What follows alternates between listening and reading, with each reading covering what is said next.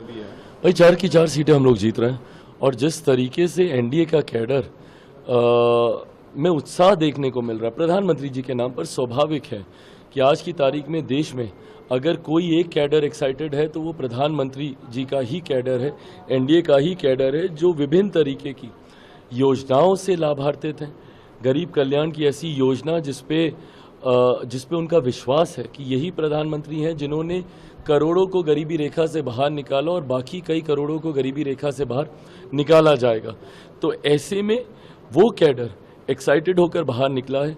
बिहार में मत प्रतिशत घटने का कारण एक बहुत बड़ा ये रहा कि जिस तरीके से विपक्ष के कैडर को अपनी हार पर ज़्यादा विश्वास है, जिस तरीके से वो मानते हैं कि हमारे बाहर निकलने के बाद भी हमारा प्रत्याशी नहीं जीतने वाला है, तो ये कारण बड़ा रहा जिस तरीके से बिहार में मत प्रतिशत थोड़ा कम रहा, क्योंकि विपक्ष के कैडर में और उसमें उनका आधार कैडर भी जो है उसमें भी उदासीनता देखने को मिली। एक तो विपक्ष में कोई चेहरा नहीं है, उनको पता ही नहीं है कि भैया हम लोग वोट किसके लिए हम लोग करने जा रहे हैं।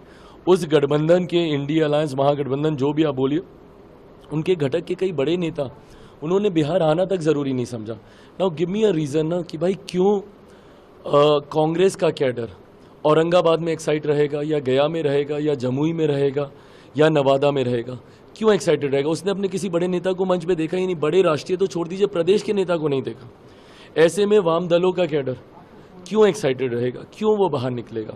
तो ऐसे में ये उदासीनता एंड इंक्लूडिंग राजद का कैडर से वही बाहर निकला जो गाली गलौज करता है, वही बाहर निकला जो लोगों के साथ मारपीट करता है। जिस तरीके से जमुई में मारपीट की गई, जिस तरीके से मेरे परिवार को गाली दी गई, तो वो लोग जिनको लाठी में तेल पिलाने की आदत है वो लोग लठैत लेकर ज़रूर बाहर निकलने का काम किया। बट ऐसे सभ्य लोग जिनको अब ये विश्वास था कि भाई भले हम लोग विपक्ष के साथ हैं बट विपक्ष इस बार जीतने नहीं जा रहा, वो लोग घर से बाहर नहीं निकले। आज बिहार आ रहे हैं, कुछ इम्पैक्ट पड़ेगा इसका बिहार में? उनके आने से उनकी पार्टी में कोई इम्पैक्ट नहीं पड़ता तो एक राज्य में क्या इम्पैक्ट पड़ेगा? और वैसे भी जिस तरीके से पूरे एक फेज को उन्होंने इग्नोर किया है, ये गलत है भाई। आप मतलब बिहार को क्या मतलब एज अ सेकेंडरी प्लान मतलब क्या आप लेकर चल रहे हैं? एक पूरा फेज निकल गया और आप बिहार आपने आना आपने ज़रूरी तक नहीं समझा। क्या बिहार की जनता को ये दिख नहीं रहा है कि आप कैसे बिहार को इग्नोर कर कर आप चल रहे हैं?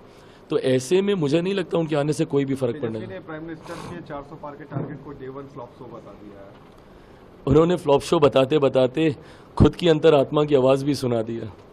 प्लीज़ सुनाइएगा किस ईमानदारी से मेरे छोटे भाई इस बात को कबूल रहे हैं कि पहले फेज़ की 4 सीटें वो हारने जा रहे हैं। बिकॉज वॉर रूम में यही चर्चा हुई होगी, जब वो लोग वॉर रूम में बैठे होंगे तो यही फीडबैक उनको मिला होगा और वही सुनते सुनते उनके सबकॉन्शियस माइंड में ये फीड हो गया होगा।